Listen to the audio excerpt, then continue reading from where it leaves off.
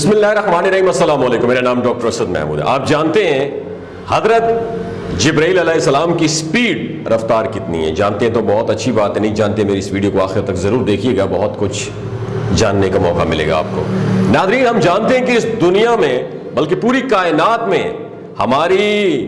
Information کی رفتار ایک حد سے زیادہ نہیں بڑھ سکتی ہے، اور انفارمیشن کی زیادہ سے زیادہ رفتار پر کوئی بھی مادی چیز حرکت نہیں کر سکتی اور نہ ہی اس رفتار کو حاصل کر سکتی ہے۔ انفارمیشن کی تفصیل کی اس رفتار کو روشنی کی رفتار کا نام دیا جاتا ہے، اور عام فہم معنوں میں اسے یہ استعمال کیا جاتا ہے کہ روشنی کی رفتار خلا میں تقریباً 3 لاکھ کلومیٹر فی سیکنڈ ہے، یعنی روشنی 1 سیکنڈ میں 3 لاکھ کلومیٹر کا فاصلہ طے کرتی ہے، اور اس رفتار تک کوئی بھی مادی چیز یعنی کوئی ایسی چیز جس کا وزن ہو وہ نہیں پہنچ سکتی۔ دوسری جانب ہم یہ بھی جانتے ہیں کہ اللہ رب العزت نے کئی بار اپنے مقرب ترین فرشتے حضرت جبرائیل علیہ السلام کو زمین پر نہایت تیزی سے بھیجا ہے، اور آج کی اس ویڈیو میں ہم یہ جاننے کی کوشش کریں گے اور اندازہ لگائیں گے کہ حضرت جبرائیل علیہ السلام کی رفتار کتنی تھی، اور کیا یہ روشنی کی رفتار سے بھی زیادہ رفتار پر حرکت کر سکتے تھے یا نہیں کر سکتے تھے۔ ناظرین، ہم انسانوں کو روشنی کی رفتار کے بارے میں معلوم ہوئے یا جانے ہوئے زیادہ عرصہ نہیں ہوا۔ جب سے ہم نے اس بارے میں جاننے کی کوشش کی ہے، ہم یہ کوشش کر رہے ہیں کہ کسی طریقے سے ایسی ٹیکنالوجی بنائی جا سکے جس سے ہم روشنی کی رفتار سے زیادہ رفتار پہ حرکت کر سکیں۔ حضرت جبرائیل علیہ السلام 7ویں آسمان سے بھی اوپر اللہ رب العزت کے عرش مبارک کے بالکل دائیں جانب کھڑے ہوتے ہیں۔ جب بھی اللہ رب العزت حضرت جبرائیل علیہ السلام کو وحی دے کر یا کوئی بھی کام دے کر یا کوئی بھی ٹاسک دے کر زمین پر بھیجتے ہیں تو حضرت جبرائیل علیہ السلام کو عرش سے ہوتے ہوئے 7ویں آسمان کو کراس کر کے زمین پر آنا ہوتا ہے۔ ناظرین، حدیث میں بیان کے اندر آسمانوں کو، اس کی تفصیل کو اگر دیکھا جائے تو ہمیں معلوم ہوتا ہے کہ پہلا آسمان جہاں پہ ہم رہتے ہیں یہ ہماری کائنات ہے جس میں ہم رہتے ہیں، اور ابھی جس کو مکمل طور پر ہم ابھی تک نہیں دیکھ سکے۔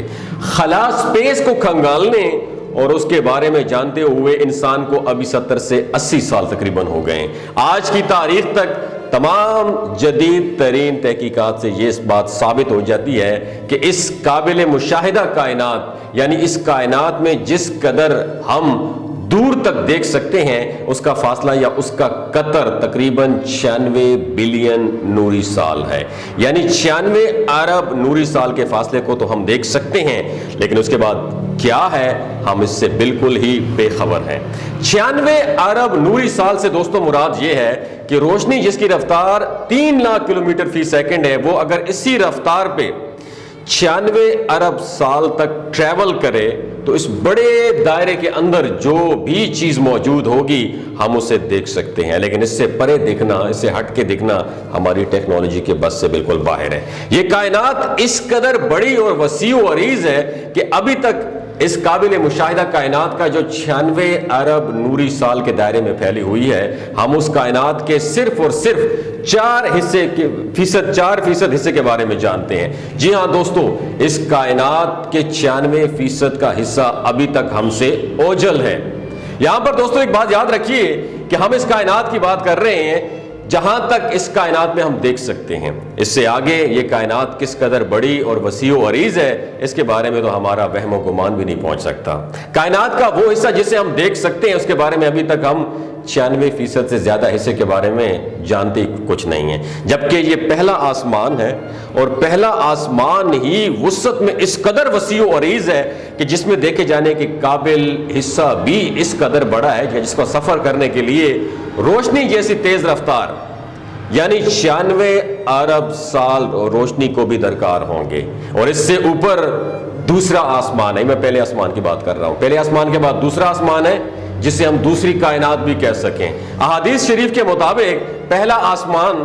دوسرے آسمان کے مقابلے میں ایسا ہے جیسے سورج کے مقابلے میں ایک چراغ یا کسی سمندر کے مقابلے میں ایک چھوٹا سا قطرہ۔ اسی طرح اس سے آگے بڑھتے جائیں تو 7ویں آسمان کے بارے میں یہ بیان کیا جاتا ہے ناظرین کہ وہ اس قدر بڑا و وسیع و عریض ہے کہ اس سے پہلے 6 کے 6 آسمان بھی 7ویں آسمان میں لا کر رکھ دیے جائیں تو وہ 7ویں آسمان کا ایک چھوٹا سا کارنر، ایک کونا بھی نہیں گھیر سکتے۔ دوستو،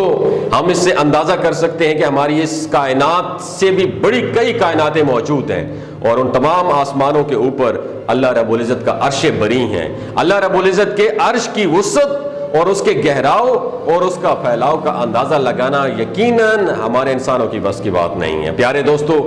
اس سے ہم اچھی طریقے سے اندازہ لگا سکتے ہیں کہ اگر حضرت جبرائیل علیہ السلام روشنی کی رفتار سے روانہ ہوں اور وہ 7 آسمانوں کو طے کرتے ہوئے زمین تک پہنچیں تو انہیں زمین تک پہنچنے میں کھربوں ضرب کھربوں سال لگ جائیں گے۔ دوسری جانب ہم سیرت کے بارے میں پڑھیں تو ایک حدیث شریف میں موجود ہے کہ جب غزوہ احد میں نبی کریم صلی اللہ علیہ وآلہ وسلم کو ایک کافر کا پھینکا ہوا پتھر لگا تو نبی کریم صلی اللہ علیہ وآلہ وسلم کے 2 دانت مبارک شہید ہو گئے۔ ان دانتوں سے نکلنے والے خون کا قطرہ جب زمین کی جانب گرنے لگا تو اللہ رب العزت نے حضرت جبرائیل علیہ السلام کو حکم دیا کہ میرے محبوب کے خون کا قطرہ زمین پر گرنے سے پہلے وہاں پہنچو اور اس قطرے کو اپنی ہتھیلی پر لے لو۔ ناظرین،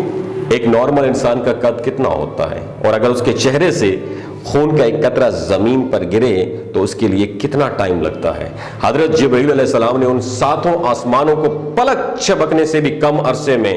طے کیا۔ جتنے عرصے میں نبی کریم صلی اللہ علیہ وآلہ وسلم کے خون کا قطرہ زمین پر گرنے والا تھا، ان تمام آسمانوں اور کائناتوں کو طے کرتے ہوئے حضرت جبرائیل علیہ السلام نے خون کے اس قطرے کو اپنی ہتھیلی پر لے لیا۔ یہاں سے یہ اندازہ لگانا نہایت آسان ہے کہ حضرت جبرائیل علیہ السلام کی رفتار کس قدر زیادہ ہے۔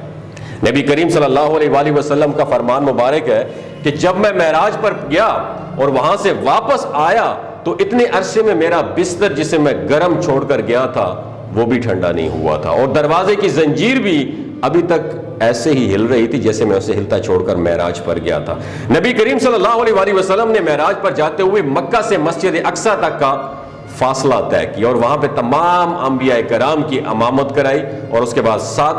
7 آسمانوں کی سیر کی اور ہر آسمان پر مختلف انبیاء کرام سے ملاقات کی، اور پھر جنت اور جہنم کی سیر کی اور عرش مبارک پر بھی تشریف لے گئے اور وہاں سے پھر زمین پر واپس آئے۔ اس تمام کاروائی میں دنیاوی لحاظ سے چند لمحے بھی نہیں لگے۔ اللہ اکبر۔